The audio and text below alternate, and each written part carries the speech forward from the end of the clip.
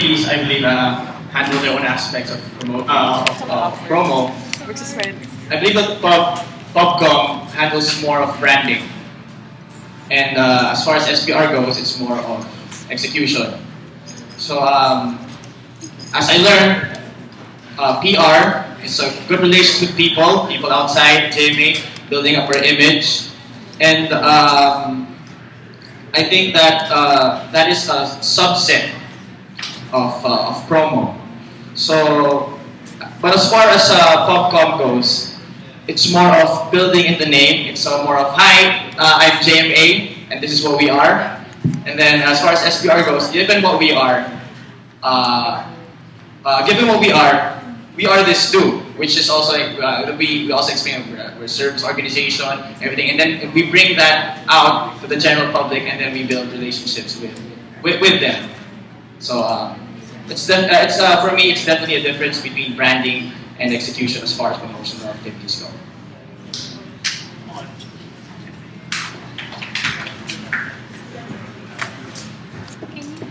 Okay. Nigel, please. Sorry. For Wacky, do you think there is such a thing as a prevalent JMA culture? And do you think it is Execom's job to preserve it? Again, do you think there is such a thing as a prevalent JMA culture? And do you think it is Execom's job to preserve it?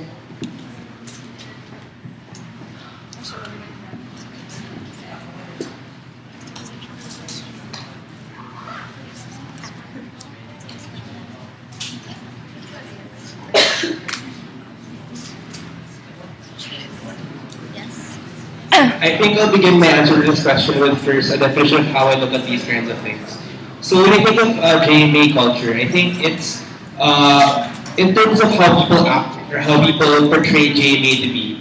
It might not necessarily be prevalent in the sense that a great majority of the members show it. We have 300 members, so diversity is actually one of our biggest assets. So I don't think you can really put them under one umbrella. But in terms of a prevalent JMA culture as something like how the current generation or how we might handle JMA, given the challenges of, like, for example, new technology, the time around us, then I think that it's something Execom can preserve in the sense that it should strengthen and bank on. So, for example, the JMA now is different from the JMA back then because there are more opportunities, UP is different, we are different as people, and Execom, in that sense, should build on that because that's the strength of JMA, how it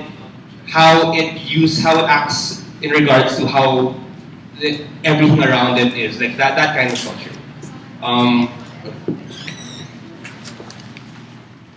Okay, so this is addressed to everybody. It's ad hoc, 10 minutes past midnight reveal, and you've had quite a bit to drink. Assume you don't have to drive and you have no curfew. Where are you and what are you doing? Paint us a picture. One more. It's ad hoc, 10 minutes past midnight reveal, and you've had quite a bit to drink. Assume you don't have to drive and have no curfew. Where are you and what are you doing? Paint us a picture. We'll start with Chris.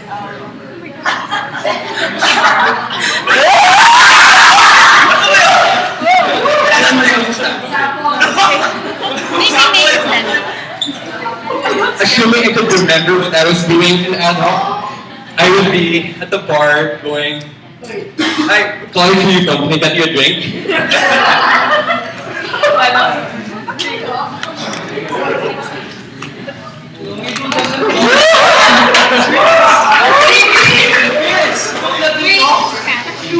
I can drink.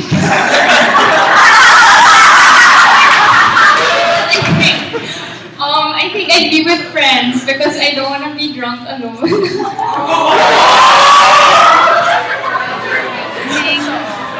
you like this? I like this.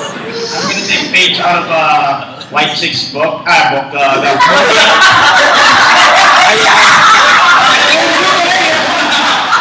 10 minutes past, I'm imagining everyone's still dancing and I'm in the VIP area. I'm gonna dance.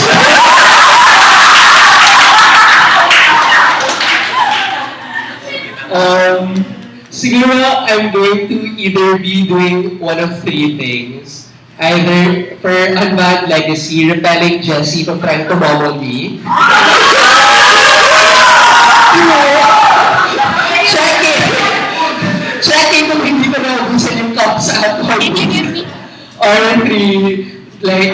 dancing awkwardly and judging people who were like taking off their shirts in the VIP area. Can I read this? How? This situation is very familiar because I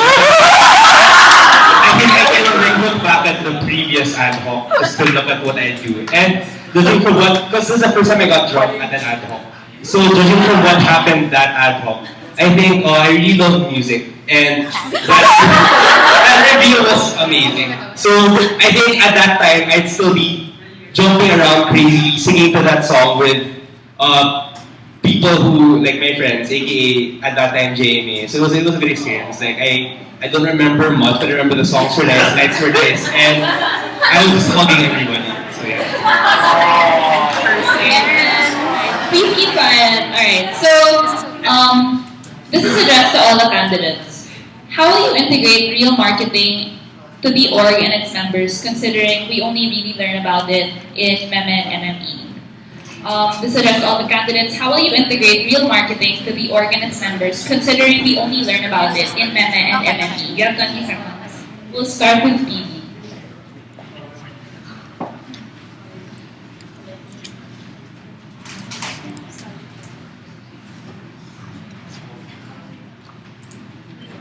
I think it's about creating opportunities. Like for meme, for MME, it's more about like people don't really know a lot about it. Like there are a lot of BA people, but then they don't not a lot join MME. I think it's also about making like from the application period, starting from there, it's really integrating marketing into the applicant's minds. Like it's and also for teams, like for example, team membership. Their events teams, it's like team membership where they can choose, like there are different events and people can have different functions. I think it's giving them the opportunity to do each of these functions, especially marketing, so that they can have the opportunity to experience it and really learn from it.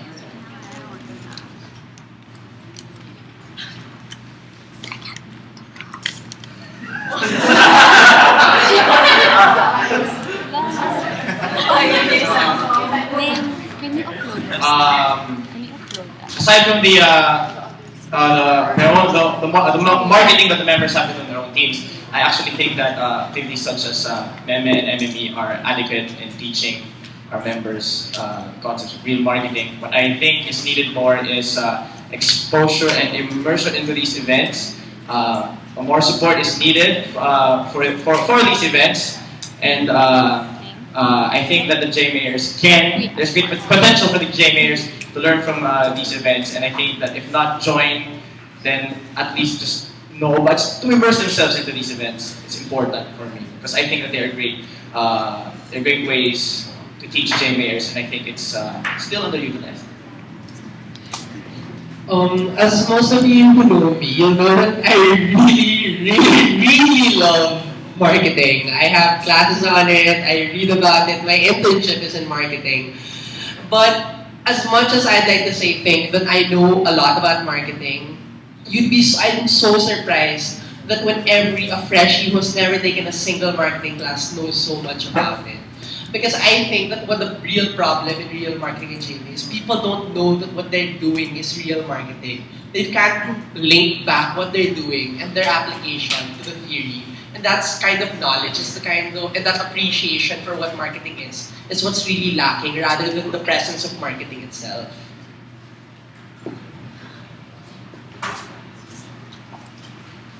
So our organization name is the UP Junior Marketing Association, and I think what a lot of our members don't realize is that marketing is really just beyond sponsorship marketing. So sure, I'm a marketing officer of a particular event, but I am not the only one doing marketing. So okay, on one hand, yes, we should increase learning opportunities such as MEME and MME, among other things. So members, especially those outside of PA, who don't have a chance to attend marketing classes, can still learn about marketing through JMA, because I think we can present ourselves as the authority on marketing within BA. So to give the opportunity to members, especially outside of BA, to learn more, at least in theory, is one good way to start. And I'll just add to what all other candidates have mentioned. I think that what a lot of JMers also don't know is that whatever function they have in the team, whatever they're doing, whether it's an internal team, function-based team, event-based team, external team, I think that everything you do it adds up to the marketing equation. So it's really more of highlighting that and showing that hey, you're doing promotions, but that's adding to marketing as a whole. And the best way to learn is by doing. And to show that by doing these events, you're learning about marketing will give JMers a greater sense of purpose and will also show that yes, even if I'm not exactly sponsorship marketing, I'm part of JMA and marketing is exactly what I'm doing.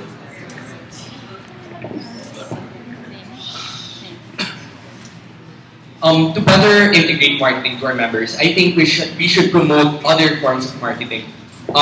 One form of marketing that we've read about is called crowdfunding. You know how we usually get funds from companies to fund our events. Instead, we could promote a kind of marketing that entertains pledges from the public who believe in your project. So by showing our members that there are other forms of marketing, they will be encouraged to try it. Because maybe they feel that sponsorship marketing is too rigid, they want to take it to another approach. So we'll just give them, I believe that giving them the opportunities to try something new would be good for them. Yeah.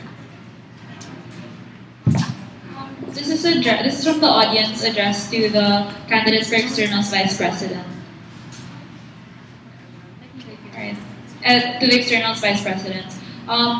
What was the worst decision you made as a JMA director? So this was addressed to the candidates for externals vice president. What was the worst decision you made as a JMA director? We'll start with Chris.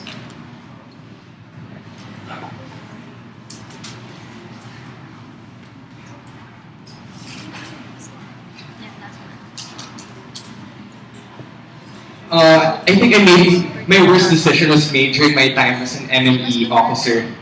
So yeah, I was a marketing officer. Our event was about transportation safety. So of course, I assumed that car companies would sponsor events. So it makes sense, right? It's relevant. So I focused all of my efforts there. But then it turns out that I wasn't able to get a car company. So I could have I could have used my time to get other sponsors. But then, yeah, I focused too much of my attention there.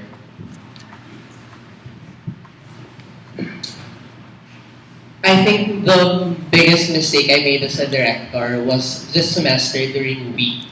During the week of commerce, I admit that I was not always. I had to leave early when during deliberations after each day of commerce to attend meetings for class. And I said that I have school, I have to prioritize my ACADS, but I realized that you have to stop making excuses for yourself and own up to things. And that's really just what it is. It's learning from what your mistakes and being resilient to keep fighting for the org that you love, even when some people have been disappointed in you, to make up for it and to trust that even when you're not there, you know that they can handle it anyway because you've seen them plan it, you've seen them talk about it, and I know that not being there will not be the end of the world for them, and they did. I'm so proud of you guys. So this is addressed to all the candidates. Do you think that it is the basic responsibility of the Execom to attend all events? Realistically speaking, and based on your previous records of attendance and punctuality, is it too much to ask of you? Do you think it is the basic responsibility of the whole Execom to attend all events? Realistically speaking, and based on your previous records of attendance and punctuality, is it too much to ask of you? We'll start with Jim. I agree with that. I don't even think that each Execom member has to even ask him or herself that. I think it's given, and I think it's very possible by taking on this job. It just comes along with it, and I actually think that it would be easy because you're already immersed in the org and you love what you're doing. You just go to the event to at the very least show your support. I think it's a no-brainer.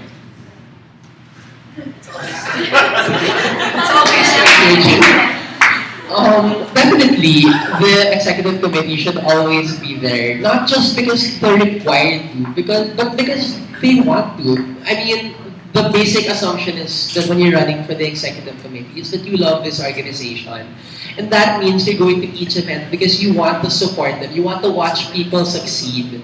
And even though you have, and that's why, especially me, and for me, tying back to me, in my last year, this is my only priority. I am dropping every other opportunity for this because this is the only family I want to be with in my last year. I agree with many of the points the previous candidates have brought up. As the executive committee, there isn't really a particular event or something you have to make. So you owe it to yourself and you owe it to the JMA members you're serving that you're there for the events. Because number one, I think it will show a great support that you're there early and you're there until the end. And I think that in terms of benefits, the knowledge you get from attending these events will also help you understand JMAers and their concerns more and understand just exactly how these teams work, even if they're not under your particular jurisdiction. In terms of, I understand that it is a challenge. Coming from experience, yes, you have tendency to be late. Yes, sometimes you really can't get out of other commitments. But then as much as possible, this year and if ever elected next year, I will commit myself to attending as much events as early and stay as late as possible. Yeah, I don't think it's a problem to attend. I think it's a basic responsibility of EXCOM to attend these events. There's a practical reason behind it. Being an EXCOM implies that you have good insight into how GME works and that you have a lot of experience. So the best way to know a team's weakness or strength is to actually be there. So it's actually quite practical. And it's also not a hassle. It's not a hassle at all. Aside from the fact that JMA events are fun, there's always something new to learn. So aside from academic reasons, I don't see any reason why I would miss JMA events. Yes, I think it should be a requirement, and more than just being a requirement, I think it's, as an EXCOM member, it's already a given that you love the org. It's a given that you want to support its members, and I think each event you can really learn a lot from them, and you can really get to connect and support the members if you attend these events. Personally, I admit that I haven't been going to a lot of events, but if elected, I commit myself to be there and to participate and to really support each event. This question is addressed to candidates with opponents. That's Chris, Marty, Wacky, and TV. So, what is the one thing about your opponent's work ethic or leadership ability that you wish you had? Again, what is the one thing about your opponent's work ethic or leadership ability that you wish you had? Will we start with this one? I wish I had Chris's ability to really unite people. It's not something that I think that I don't have, but it's something that Chris has in such abundance that I respect so much, and it's something that I want me to be able to develop that as well. Like, no one is perfect, but I think Chris has so much to offer to this organization. And to be honest, I'd be happy also if he won this campaign.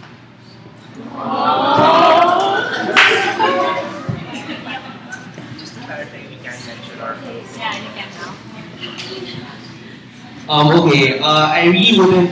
Okay, now that I can mention her name, I really don't think I can pick one thing from Jules that I'd like to have. I really respect and admire Jules, given that we're batchmates and we were batchmates and we grew up in JMA around the same time. I think Jules has this innate charisma that really just makes you want to believe and follow her. That I wish I think I had more of. And then also, Jules is just such a hard worker. So no matter what position she is, she really pours out everything. She will be the first to jump into the fray. She'll be the first to jump into, like, let's say metaphor. She'll be the first to jump into a pit of mud to begin an event, and without worrying for anything, just to lead by example. And that kind of leadership personality is something I would like to emulate, and I admire it. I admire Marty's technical proficiency, his intelligence, and how well he can balance his academics and his org work. What I like about that is, if I had that, I could set a better example to the members of my committee if ever I won this position. And it inspires people to do better. Because if I led by example that way, you of course want to match me and improve yourself. So one thing I really like about Risa is how she's really passionate about internals. Like I could really see it from when I was a week member in Commerce. She really loves internals and her vision for internals and her work ethic. Like she's a really hard worker, and I love how she can balance her ACADS with hard work. She's really, I don't know, I really felt that she loved internals and she cared for each member. So this question is addressed to Jim. You're essentially running against nobody. What reason? What reason would people have not to vote for you? Since you are essentially running against nobody, what reason would people have not to vote for you?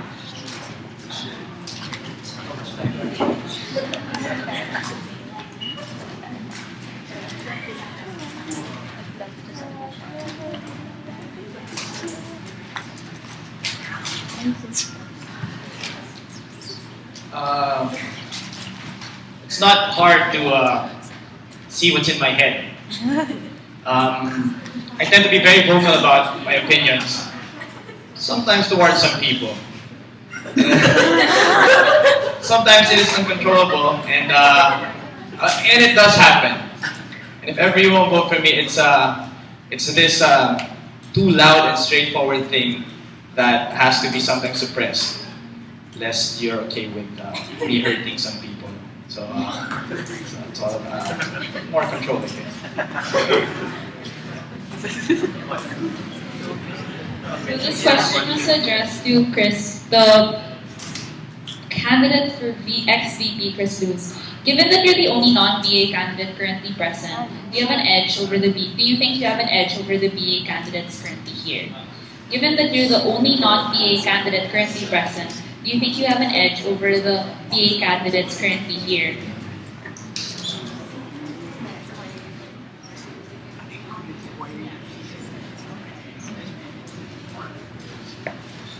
Well, thinking about the most BA thing, I could relate to my course, mechanical engineering. I think it gives him the advantage because I can model teams as machines. Machines, right? You guys know what machines are, of course. Yeah. Alright. Machines have parts in them. Okay, machines have parts in them. Alright, machines have parts in them. Each one has a specific function. One part cannot do the part of another part. You have to focus on your own thing and trust on the other parts to do their functions. And next, you have to keep that machine well oiled to maximize its efficiency and produce good output.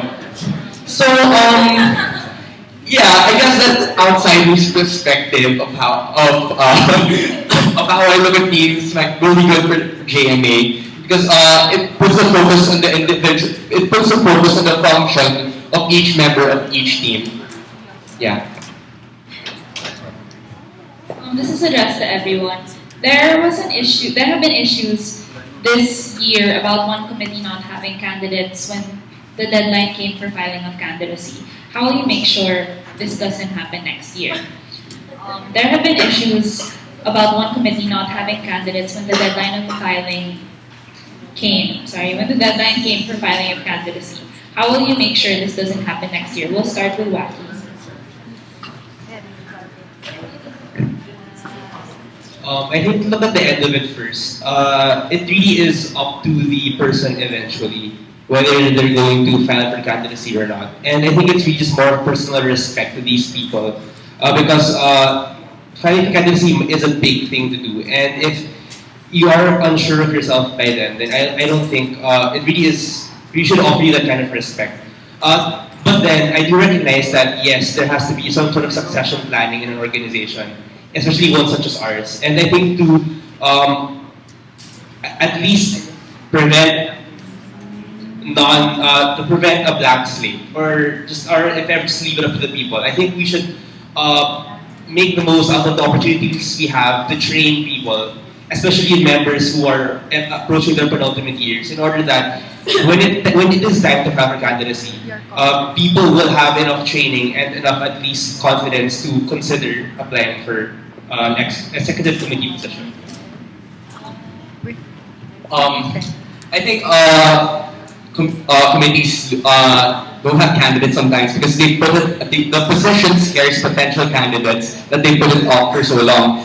So I think this will work. I propose that at the start of the second semester of every year, I think the current VP of that committee should hold an orientation and invite people who think they could run for VP eventually. Invite them over and tell them what you have to do as a VP, just so that once the time to make the decision is there, you've already thoroughly thought about it. Yeah. I agree with most of the things that the past candidates have said. I think that it's a really big commitment. Like running for VP, it's not a small deal. Like it takes a lot of commitment to say that you're going to be there for the whole JMA on your next year. So, but to prevent this, I think that what they said earlier, they should be trained or not, maybe not an orientation, but a more informal type of thing that you encourage people who want or who plan on running or who see it in their future and have talks or just as a friend, like just say this is what it takes to be a VP. This is what you have to work on. Some feedback so that you can prepare them to become the next VP if ever they want to. I agree that we can control the candidate's choice and not running potentially, but I'd like to say that I'm also experiencing the same thing somehow because I have another org wherein I'm currently holding a position wherein I was expecting me to go, but now by running here, it is clear that I have no further plans of running in the other org, and that may be seen as some as leaving them in the dark. So I guess what I can say from that experience is it's not an instant thing, it is a process. You, throughout your stay here as a member, not only as execom, you build relationships with your members, and it takes a lot of proper communication with your members. In this case, specifically about the topic of elections later on. I'm not saying play favorites and groom someone, but you really have to have this solid communication and understanding between your members to know what, to at least give you an idea of what's going to happen to JMA and what they're going to leave behind once you leave that position. I think I can really relate to this question because similar like Jim, I also had an executive position this year and I chose to forgo that race for this one. And really, honestly, the reason why people don't file is because they're afraid. They love this organization, but the only limit to their potential is them and you and your ability to dream. That's why I think more than anything, it's just encouraging everyone from the newest member to step up and to follow and pursue their dreams. That even if it's their first time in week, anyone can be a week chair. That anyone from that team will be good enough to handle this next year. That anyone who doesn't even have a directorate position in their first semester as a MEM can become ex-VP in the future. The only limitation to what you can accomplish is you and your fears of your fear of inadequacy. Just dream and pursue it, even if it's hard. Fight for what you love.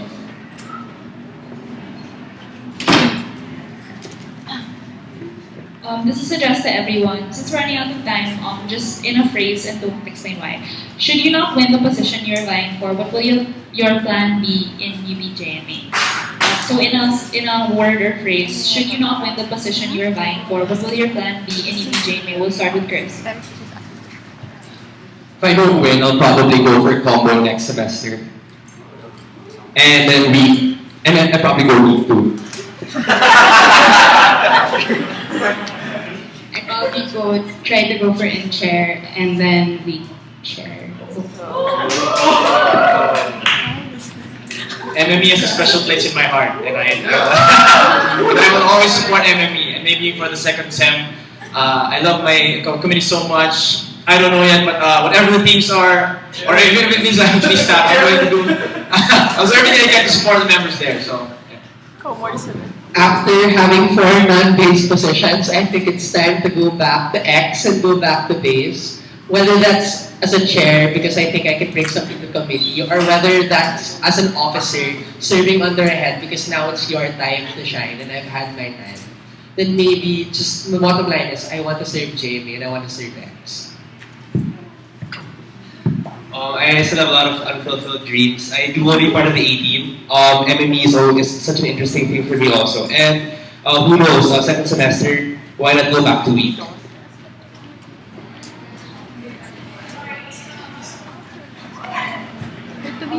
So this is a question asked earlier and we're asking again. Regardless of the position each person is vying for, who would you not want to be in the execom with and why? Regardless of the position each person is running for, who would you not want to be in the execom with and why?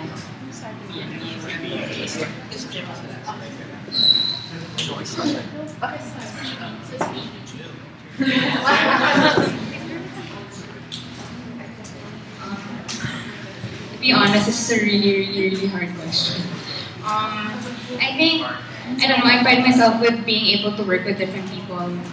But if I had to choose, I think it would be J. Just because I know he's a good worker. Wait, I know he's a really good worker. As in, I know, but then, I guess he's the person I haven't worked with. Like, out of the whole panel, like, I didn't work with him yet. That's the only reason why. If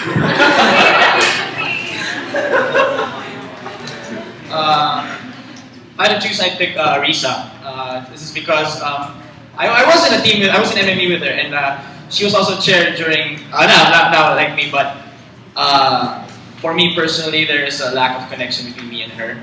And I feel most comfortable working with people I know better and I know well. And among all of the candidates here, I'm not saying that I don't want her, I'm just saying that she would be the last person I'd go to and the last person maybe I'd work with because I am more comfortable honestly with the rest of the candidates.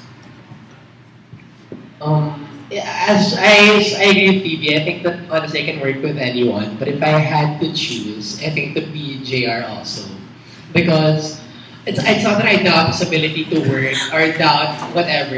It's just that I don't really know him that well. I've never been in a team with him. But more than just that, I'm not sure he really has had the time to really know JMA because he hasn't really spent so much time with the committee or JMA as an organization. And more than anything, more than your talent or skills, that's also very important. This is a really tough question. Names have been going in and out of my head. And I think that the problem is I want to work with almost everyone here, or everyone, because I really look forward to the possibilities of a new dynamic. And I don't know, I don't know if I'm failing the question, but then I see some, I can't think of because I see the potential of such a different dynamic no matter what combination you have. And whenever I do have, like, do you guys want me to give a name? Yes. I don't know, because I think, I don't know, like what the previous candidates have said, my character really goes for, it really shows me that I do want to work with everyone here. If ever, for the sake of, just in sound like a broken record, maybe JR, based on what the previous candidates have said, because I haven't been able to work with him as much as well. And then I'm not sure if the dynamic will be there either. But then, once again, as I've said, I really do want to honestly work with everyone here because I see the potential in everyone. So, yeah. That's a good question.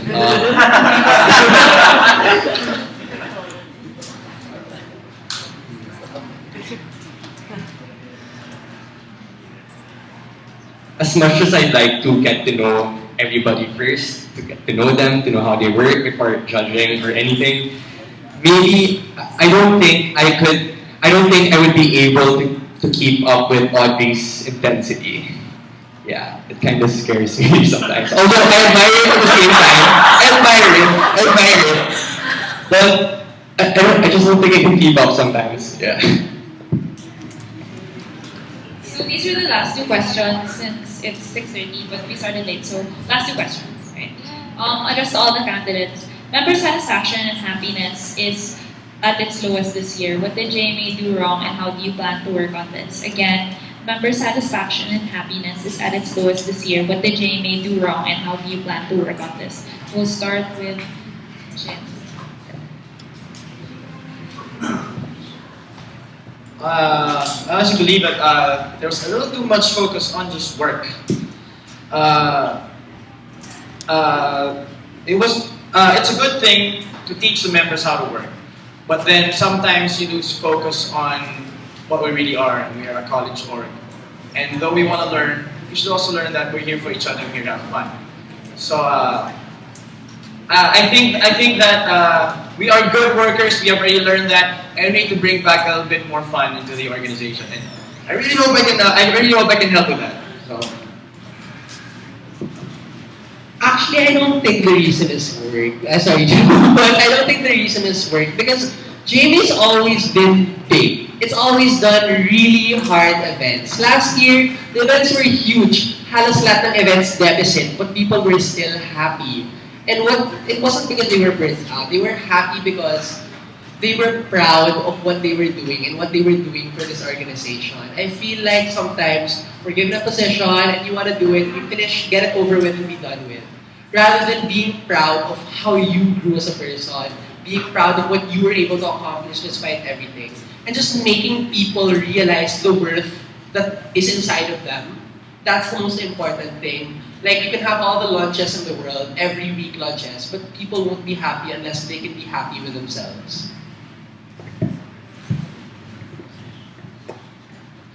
I think maybe a combination of a lot of factors caused it. Maybe it's the shift in culture. Maybe it's the high turnover. We didn't have a lot of members this year, and a lot of members did choose to retain staff positions. I think in terms of happiness, I think we just contribute, like what Jim said. We are facing the challenge of making JMA more fun, and it is an intangible thing. So you don't know exactly how. But I think it depends on the Execom and the current members and how you just see how you're going to go about it. And you just have to work on that and work from there once you know the current state. And then I think JME needs to bring back its spontaneity, which is something I see is popping up back again. So this semester, a lot of spontaneous things happened, which was really fun. And I think that if we continue to do that, we can inspire some sort of culture of that every day, which will make overall, I think JMA is happier. Happiness and satisfaction with respect to work. I think people work more passionately. If from the start pa lang, they were the ones who developed their own ideas and saw it through and executed it. That gives them a sense of entitlement to their work, and they will feel. It'll give people a feeling of fulfillment. In terms of socials, I kind of miss having those post-event inumans or dinners. I haven't been seeing that often. So, like the previous candidate said, we need to be more spontaneous, take active effort. We need to take an active effort to get people together, to hang out, and to get to know them. So as the team info head last sem, I was able to get the privilege of reading all of your reasons why. And a lot of people said it's because of the high turnover. Not a lot of old members know the new members. It's really fast, the member turnover in our organization. And I think one way to really address this is to have more events that will really bond the older members with the younger members, and to have more of those spontaneous events. And the work is important, but I think it's also important to be able to bond with each other. So this is the final question. Yes or no, do you think you have your committee's support? Yes or no? Don't, just yes or no. Do you think you have your own committee's support? For yes everyone. For everyone, sorry.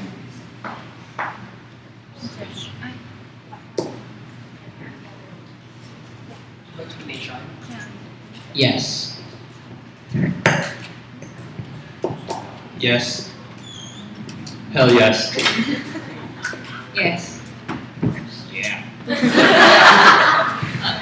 So thank you everyone for coming to Under Reality competition for this. So 30 minutes from now at 7 p.m. is Pitch Black, the campaign silence. So please delete all your posts online. Anything that is related to campaign or election, please have them deleted.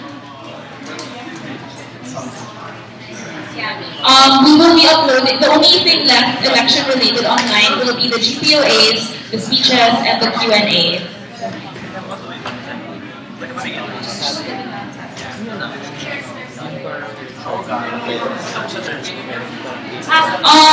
Guys, quick announcement lang. Does anyone have a cable